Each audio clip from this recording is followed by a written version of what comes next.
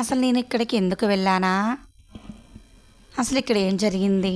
ఇక్కడికి నేను వెళ్ళడానికి గల కారణం ఏంటి అనేది ఈ వీడియో లాస్ట్ వరకు చూస్తే మీకే అర్థమవుతుంది.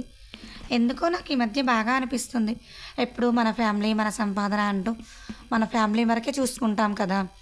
ఒక్కొక్కసారి బయటికి వెళ్తే అనిపిస్తుంది, తల్లిదండ్రులు వదిలేసిన వాళ్ళు ఇట్లా రోడ్ సైడ్ ఉంటే చిన్నప్పటి నుంచి ఎంతో ప్రేమగా వాళ్ళ పిల్లల్ని పెంచేసి ఉంటారు కదా.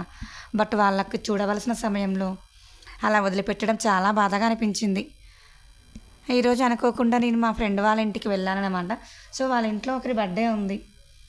వాళ్ళు ఈరోజు ఒక మంచి పని చేద్దాం అనుకున్నారు. సో నేను కూడా వాళ్ళతో పాటు జాయిన్ అయ్యాను. ఏంటి అనుకుంటున్నారా? బర్త్డే అని చెప్పాను కదా. ఎప్పుడు బర్త్డే అయితే కొత్త డ్రెస్ తీసుకొని ఇంట్లో స్పెషల్ ఫుడ్, కేక్ కటింగ్ మన ఫ్యామిలీతో మనమే చేసుకుంటే ఎలా?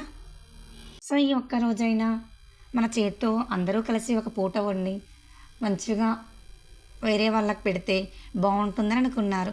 నాకు ఈ ఆలోచన చాలా మంచిగా అనిపించింది. సో వాళ్ళతో పాటు జాయిన్ అయ్యాను. ఇంకేముంది, అందరం కలిసి ఫుడ్ అంతా ప్రిపేర్ చేసేసాం. చేసి నియర్లో బై ఉన్న ఒక ఓల్డ్ ఏజ్ హోమ్కి వెళ్ళామన్నమాట.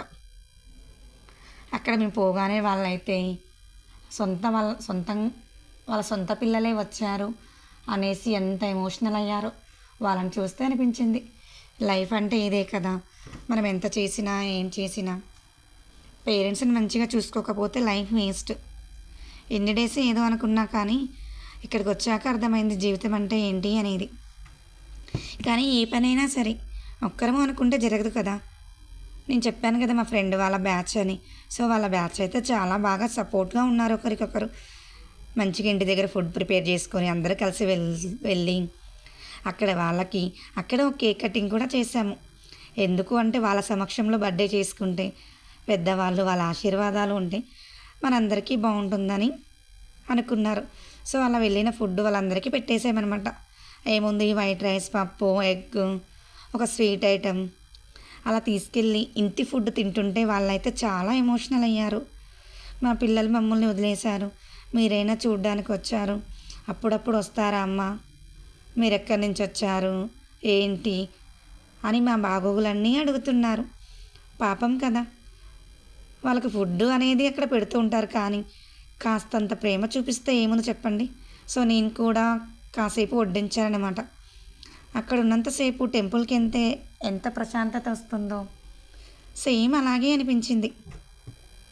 వాళ్ళందరికీ పెట్టేసి ఫుడ్ కాసేపు అక్కడే వాళ్ళ యోగక్షేమాలు అడిగి వాళ్ళకి ఇంకేమైనా కావాలి అంటే మేము కూడా అప్పుడప్పుడు వస్తామని చెప్పి అని మా ఫ్రెండ్ వాళ్ళందరూ అడిగి తెలుసుకుంటున్నారు. నేనైతే ప్రతిదీ ఎక్కడుండి వింటున్నాం. అయ్యో ఈసారి నా బర్త్డే కూడా ఇలా చేస్తే బాగుంటుంది కదా అని.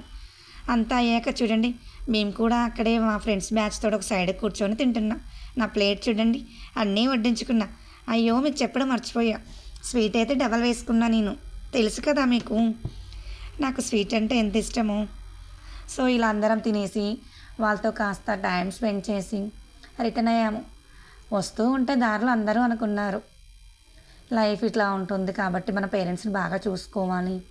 ఇప్పుడు మన పిల్లల్ని మనం ఎంత బాగా చూసుకుంటామో వాళ్ళు అది చూసే రేపు మనల్ని కూడా చూసుకుంటారు అంటూ ఇలా సరదాగా ఫ్రెండ్స్తో గడిచిందనమాట. నేను చెప్పేది ఏంటి అంటే, మీరు కూడా ఏదైనా బర్త్డేస్ అలా ఉన్నప్పుడు ఇంట్లో చేసుకోండి, ఓకే. సో బర్త్డే రోజు మీకు నచ్చినట్లు కాస్త ఏదైనా ఒకరికి హెల్ప్ చేయండి, బాగుంటుంది. మంచి చేస్తే అందరికీ మంచి జరుగుతుందని నేను నమ్ముతాను. సో ఇదే నేను చెప్పదలుచుకున్నాను ఫ్రెండ్స్. ఇంకా లాస్ట్లో ఒక ఐస్ క్రీమ్ తీసుకొని అలా తింటూ కబుర్లు చెప్పుకుంటూ వచ్చేసాం. ఇదే నేను లాస్ట్లో చెప్తా అన్న పని. ఈరోజు నేను అనుకోకుండా అక్కడికి వెళ్ళడం మంచిదేనా?